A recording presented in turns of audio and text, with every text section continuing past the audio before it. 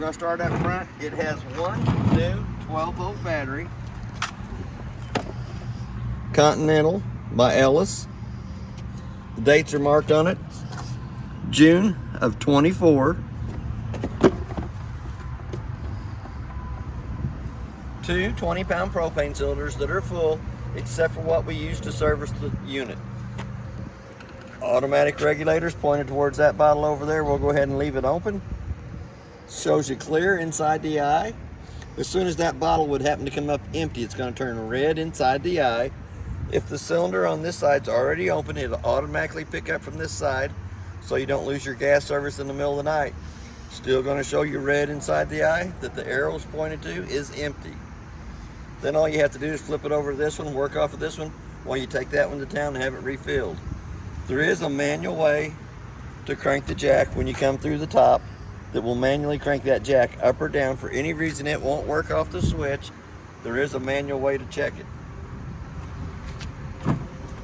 Two little tabs on the bottom of the gas bottle cover for a bungee cord that goes underneath the metal rack that holds it in place. But you also have the quick disconnect up at the top, so that you don't have to take the cover off every time you want to access the bottles to open them or close them.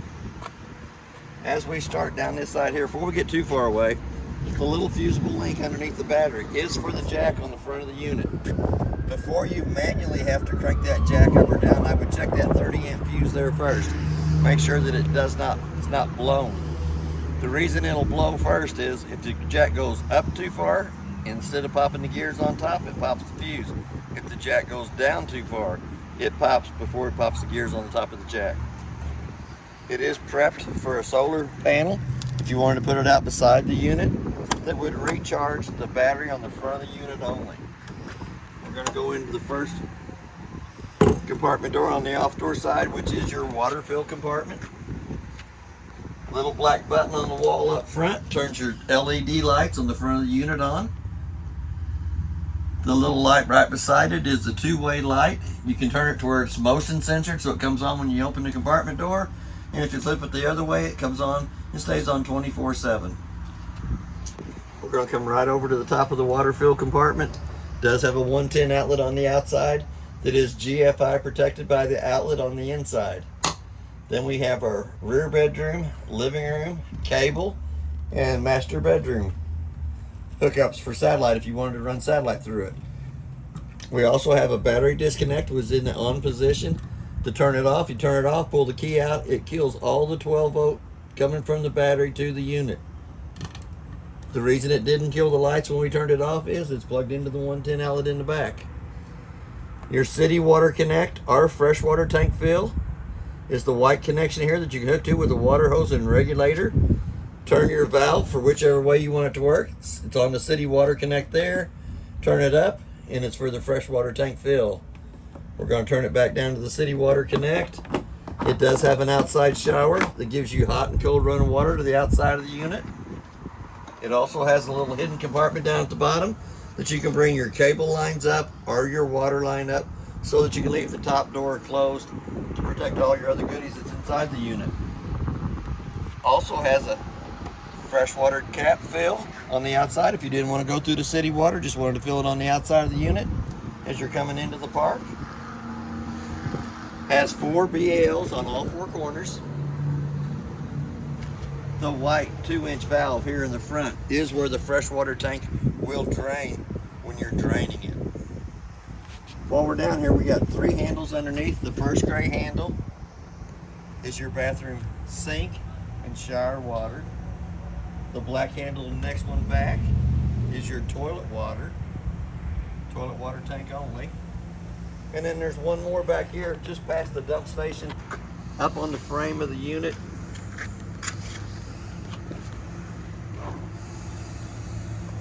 Right here. That is your kitchen sink water. I call it a galley tank. They're calling it gray tank too. We're going to come back up here. It does have a black tank flush on it, so while you're dumping your black handle, once all the nasties come out, that'll come out. You can hook a water hose and regulator to that connection. Got a little aerator on the inside of the black tank that spins around, cleans more of the toilet paper and debris out of that. We've also got a new LED light on the off door side for hooking up your sewer lines. Termination valve, cap comes off, your sewer hose goes on there. Take it over, stick it into a dump station. You would dump your black handle first, then your number 1 gray, and then your number 2 gray. When you're dumping the gray handles, it kind of helps clean out the nasties out of the inside from the black tank. The lug nuts on the trailer has been torqued at 100 foot-pounds. That's what's recommended on the side. The tires are air ducted pressure, which is 65 pounds on the side of them cold. They are brand new tires on there too. As we come back, we made our second BL jack. We have a ladder for going up and checking the roof. I check the roof every 90 days. You don't have to seal it every 90 days, but the quicker you can find a problem on the roof and fix it, the better off you are. It is also prepped for a backup camera, so if you wanted to buy the backup camera, and it will be tied in with your running lights, so while the running lights are on, the camera will work. We've got a 50 amp cord, goes on, makes a quarter of a turn, tighten up the gray knob. It's about 30 foot long. Does have a spare tire on the back of the unit. It's been aired up to pressure. If it's not been torqued on, it's been put on with a wrench. As we come around this side here, that same blue handle that it fits in your water compartment up front will come back and connect into this connection back here and give you cold water on this side of the unit only. We're going to open up the outside kitchenette. Got a magnet to hold the door up out of the way. We have a 110 outlet and a light inside there. We also have a outside grill, 2 burner stove. There is a connection down underneath here that comes down and connects to your quick connect up here. The quick connect has a little valve on the side of it that has to be turned in line with it so that you have gas coming from your 2 propane bottles up front. We're going to snap that hose back up in position. Got little hooks to hold it up so it don't drag when it goes in and out. It does have wings on either side that comes out and protects it from the wind. You turn to the high light position, light with a long lighter or match, either one of the burners. Before you push it back into the hole, you'll want to make sure that it's cold to the touch of the hand. Before you fold it back up and close it up, slide it back into its hole. Outside refrigerator has a thermostat in the upper left-hand corner.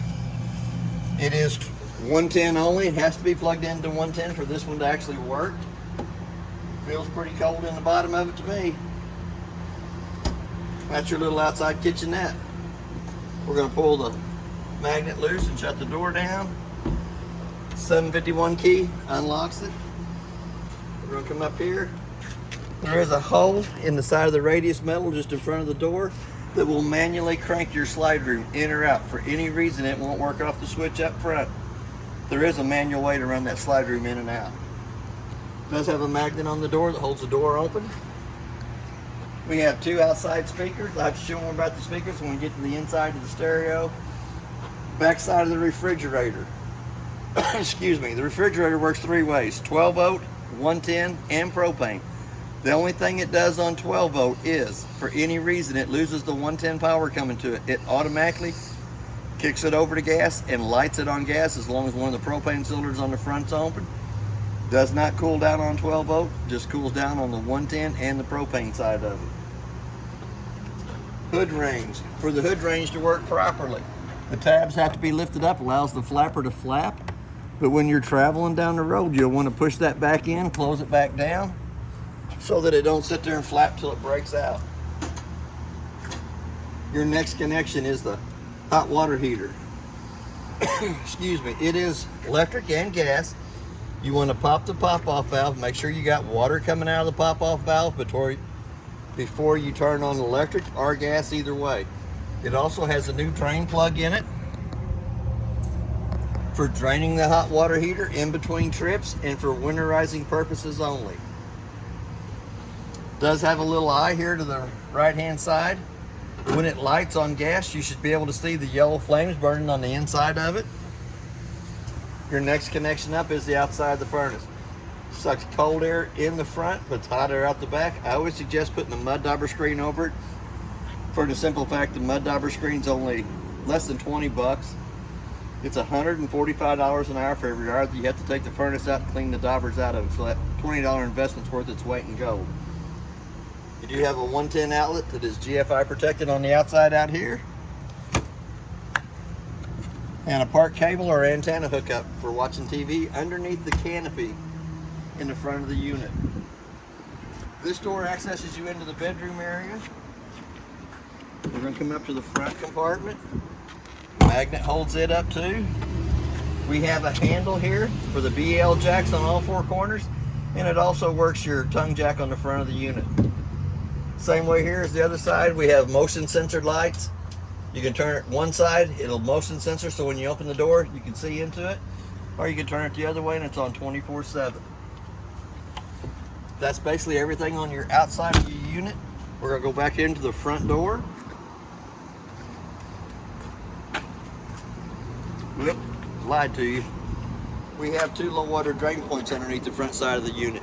The red side is the hot side of the water system. The blue side is the cold side of the water system. You'll use those for winterizing and de-winterizing of the unit, and for in-between trips, draining the water out of the water lines.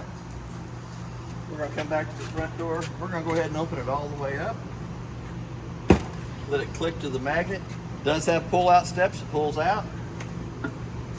We have a fire extinguisher on the right-hand side as we come in. We're going to come up to the monitor panel. I'm going to show you the battery life's fully charged. That's really not accurate. Anytime you want to check the battery, you need to have the 110 line unplugged and then push the battery button, and it will give you an accurate reading of the voltage that's in the battery. We're going to come over to the freshwater tank. While you're filling your freshwater tank, you can come in and push the button and you can watch it fill 1/3, 2/3 full. Once it hits full, you can turn the water pressure off going to it. Black tank is your toilet water. You can see it's empty. As it fills up 1/3, 2/3 full, gray tank 1 will be your bathroom sink and shower, and it shows empty. Gray tank 2 is going to be your kitchen sink water only, and it shows empty. We're going to come down to the set of lights right down below it. The first one on the left hand side is your ceiling lights. It turns the ceiling lights in the living room and kitchen area on. The second light switch is your exterior lights, which turns your awning lights on underneath the awning. Then you have the middle red button, turns your water pump on between the freshwater tank and the faucets. Your second red button turns your gas side of your hot water heater on. The third one is the electric side of the hot water heater. Anytime they're on, they're illuminated. The reason I turned it on is it does have water in the hot water heater, so you don't have to worry about it burning the element up. Excuse me. We're going to come over to the buttons on the very bottom. The first one on the left-hand side runs a slide room out. We're going to hit it for the outstroke. It's always good to make sure there's not a tree or a vehicle parked up along that side.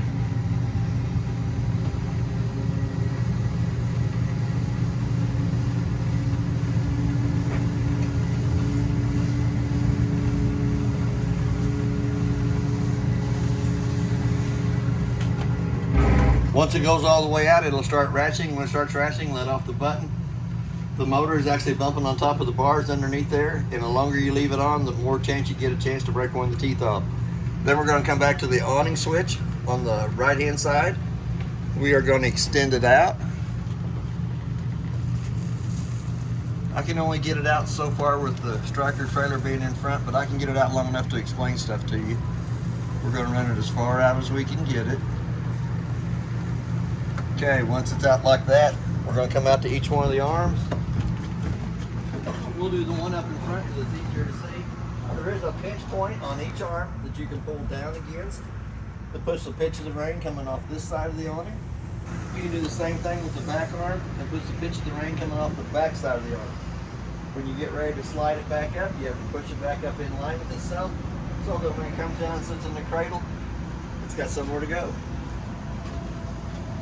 We're going to come right back up into the inside. I'm going to go ahead and run that awning back in, so we're going to retract it the way the wind don't catch it. Roll it back up. Since the awning's so long, it does have a cradle right dead center of the awning that the awning tube rolls into and helps cradle it in the middle to keep it from bowing.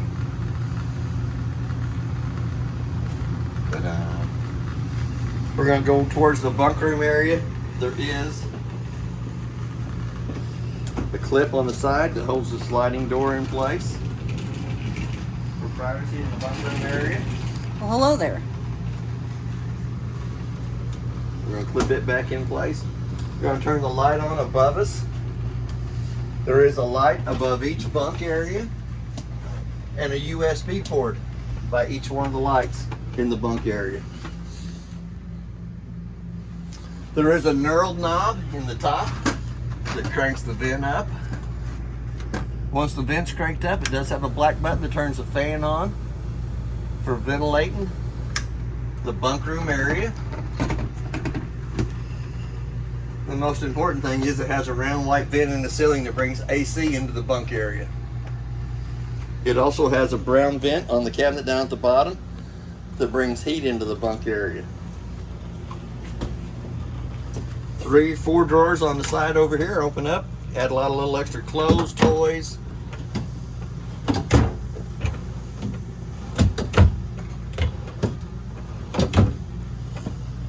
It does have a fire escape window in the master or the bunk room area. It's pretty self-explanatory. Grab a hold of the red button on the screen, pulls the screen loose from the window frame. Red handle right down below it comes out, goes right through the bottom of the window frame for opening it up for easy access out the back. Does have another light that has to be turned on by hand. Doesn't work off the switch on the wall. There is a place for a TV in here, a 110 plug-in to plug it into. We also have a park cable or antenna hookup and a satellite hookup into the bunk area. It has the slow rising shades on all the windows in the bunk area. We're going to slide right on past that. It has recliners with a light that has to be turned on by hand in top of it. We have the 2 remotes. The little remote is for the stereo. It has an on button on it, turns it on. And as you can see it through the tinted glass, we're going to push that and let it slide down too. You also have speakers A and B. Speaker A is your auditorium, which is inside here. The B speaker is your outside speaker. We'll crank it up so you can hear the outside speakers playing. We'll turn it back down. We're going to turn the B speakers off, come back to A, which is auditorium, which is inside here. It is the speakers above us. But it'll also play a DVD between the stereo and TV. You'll have to use the little remote for your DV controller. I'm going to set it up in there and we'll go ahead and turn that back off. The bigger remote turns the TV on. Here in just a minute, the TV's going to go through its little thing.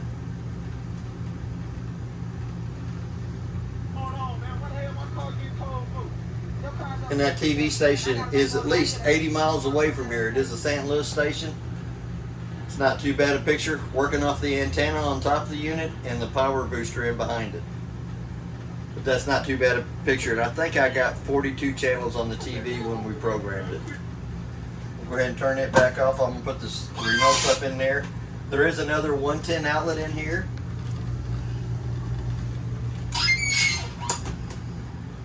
Pretty good sized closet space down below it. The paperwork that was found in the trailer is in the black bag on the right hand side.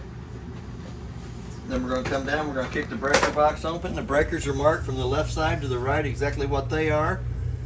The 12-volt car fuses from the top to the bottom are marked on this side over here, with giving you several spots, I think 6 spots left at the bottom that don't have fuses in them, in case you want to add an extra 12-volt appliance. But on the right hand side of those fuses, anytime one of those 12-volt fuses blows, it has a red light on the right hand side that comes on, indicating that the fuse is blown, and can also be seen through the tinted window in the front. We're going to come back to the recliners again. On the recliners, they have a light button that turns the light on. The green button turns the massage on in the recliner. The red button turns the heat on. The handle on the right hand side of you pulls out, rolls that back, slide the top back for laying down. Good night.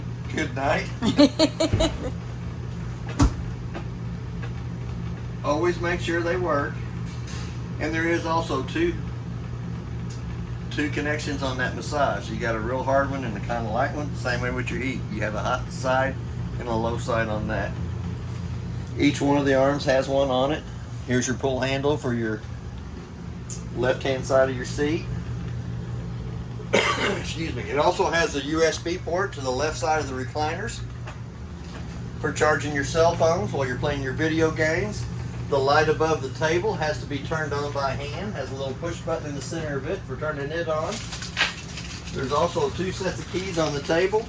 One purple key does the front door lock and deadbolt. The other purple key does the back door lock and deadbolt.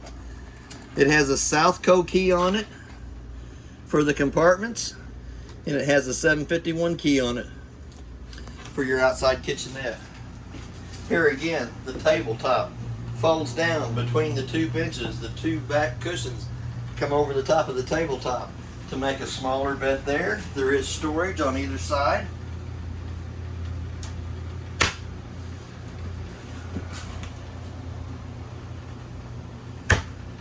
We also have a new LP carbon monoxide detector in the unit. The old one had lived its lifetime.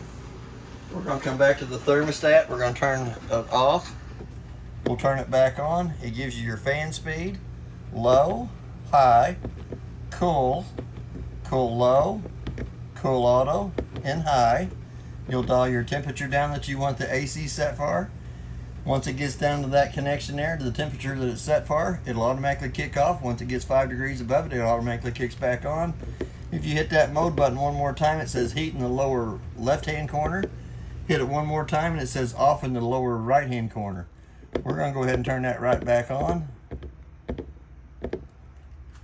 and let her run until she comes down to the temperature. The vents in the ceiling that are white bring AC to the inside of the unit. The brown vents on the side of the cabinet bring heat inside the unit. We have a smoke detector right above us.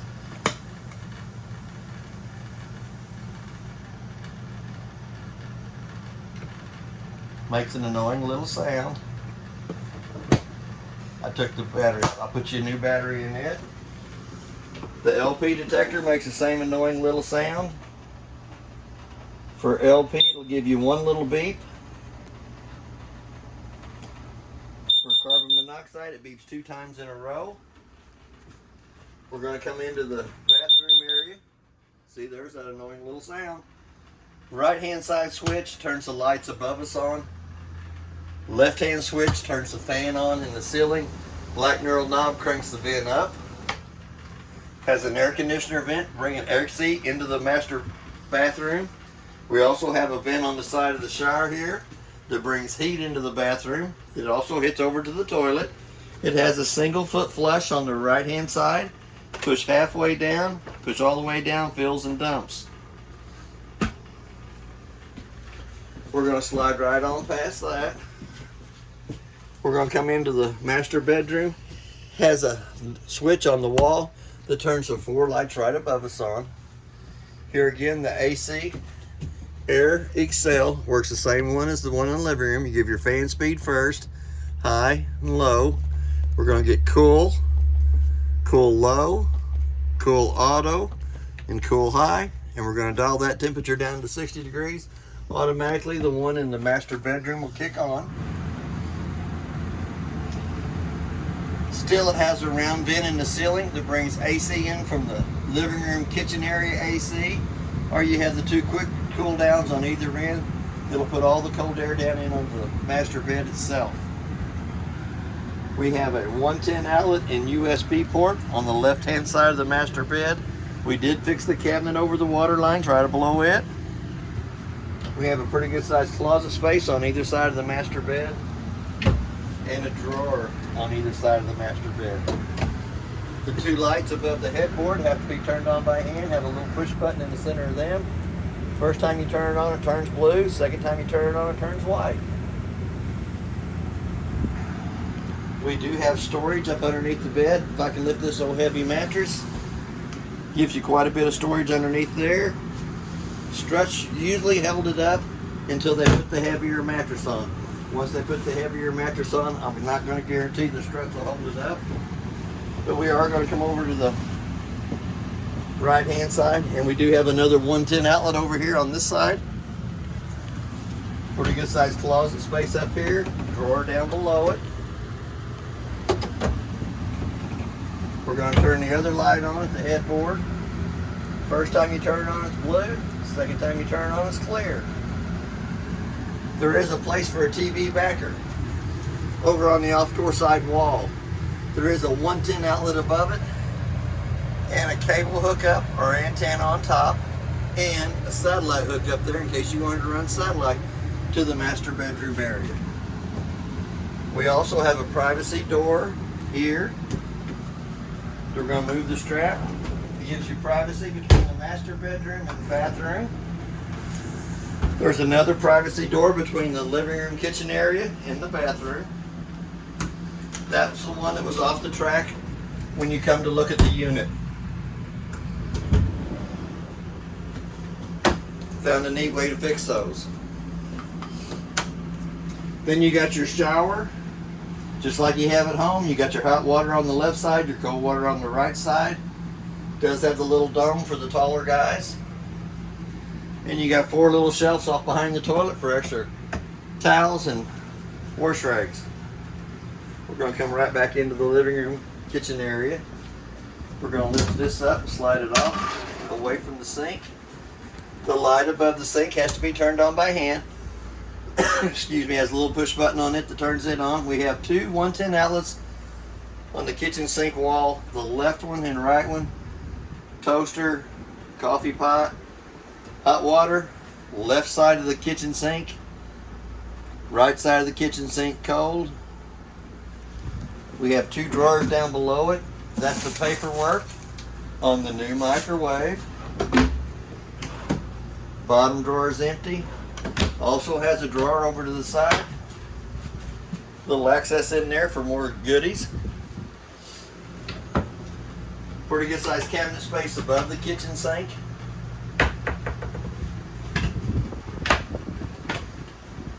Another big door off on the right hand side, extra snacks. We're all good about the snacks. We're going to come back to the microwave. It is a new microwave. It has a clock button. We're going to hit the clock button. We're going to go 02:30. Hit that clock button again in the center till the 2 center eyes is flashing. The only reason I set the time on the microwave is I can tell if the trailer's lost 110 power coming to it if it doesn't have the proper time. If it doesn't have the proper time when I come back to the unit, first thing I do is I check my freezer, refrigerator area, make sure I didn't lose my food service while I was gone. Come right down below it, there is a light for the stove top and a fan. For that fan to work properly, the 2 tabs on the outside hood range have to be lifted up.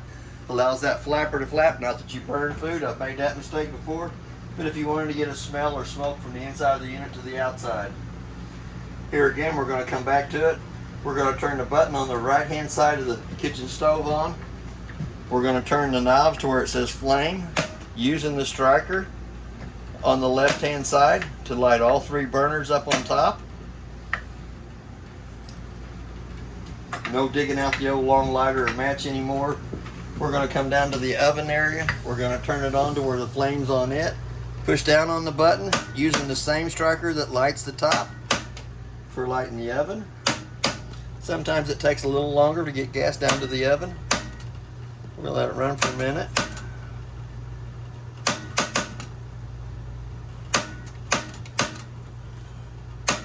There we go. Light the oven, pilot, let it run for just about a minute, which heats the thermocoupler right up above it up. Once the thermocoupler comes up to temperature, then you can dial it up to the temperature you want the oven to light at. Ta-da! Presto, it lit. Woohoo! Does have a light in the oven so you can see what you're baking. It's good for biscuits, brownies, cookies, Pretty good sized drawer down below it that does have a peg system in it. You can take the pegs and move them anywhere you want. Any size pot and pan inside there. Several holes for different patterns and underneath it. I'm going to close it back off. We're going to come back up to the freezer, refrigerator section. We're going to open it up. We're going to come back up to the top. We're going to turn it on. Automatically it goes to the auto side of it, which is the 110 side. Got a gas button switch. If you wanted to take it off of electric over to gas, it's telling you AC, which is electric and auto. Hit that gas button, automatically it pops out. The gas light will light up. For any reason the refrigerator does not light on gas, it does have a check light that's going to show you that it did not light, which takes about a minute for it to decide whether it lit or not, because it goes through 3 lighting processes to light on gas before it tells you that it didn't light. And then the button on the right hand side is for your temperature set for your freezer and refrigerator area. Once you get it good and cold inside there, you can probably take it off of 4, bring it back down to 3. If you want to run it wide open when you first do to cool everything down, that's fine too. But usually you'll have to come back down to the 3rd setting. That way your milk don't freeze in the refrigerator section, but you do have ice up in the top. Put a new handle on the refrigerator door. There is also a control on the inside for setting the refrigerator section, and it's right here on the fin on the far right hand side. Little white knob on the side indicates what it is. The farther up you bring the white fin, the colder it gets in the ice box. The farther down that white fin gets, the warmer it stays in the ice box. That is also a control for the temperature. We're going to go ahead and shut it right back up. I'm going to go ahead and turn that right back off. That way if we unplug the unit, it doesn't try to go 12 volt, kick it over to gas, light it on gas, and runs all your propane out of the cylinders. You have 2 drawers down here below. The very bottom one is your doggy door. Food and water for the mutt, puppy. Little door right above it. I will put you a new battery in your smoke detector. It's got a knurled knob in the kitchen that cranks up. Little black button turns it on. You get them leaves out of there one way or another. Little black button turns it back off. Knurled knob brings it back down. That's basically everything on your unit. If you have any questions, I'll try to answer it the best I can. I'm going to go ahead and leave that down and go get you a square battery and put in it right now. Thank you for your time.